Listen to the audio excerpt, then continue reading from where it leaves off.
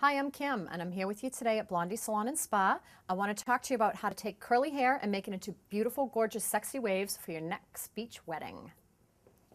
The first step that you want to do is maybe some night before preparation. I actually had Deirdre go ahead and braid her hair and sleep on it slightly damp throughout the night, especially when you have natural curly hair. This helps to just put a little bit of control into it.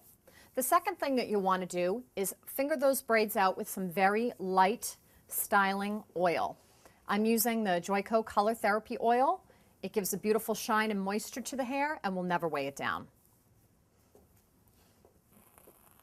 I'm going to place the K-Pack Vapor Iron right in a couple of inches off of the root.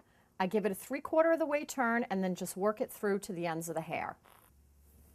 You want to make sure that your sections are nice and smooth to begin with when you're doing your flat iron curls. And that will help to ensure that the curls have a beautiful smooth look to them. Once you've got your flat iron curls placed through your curly hair, I just finish this off with a little bit of hairspray. I love the K-Pack Protective Hairspray. It won't give any frizz to the hair or blow open the curl pattern that you've already placed in. I spray it right in my hands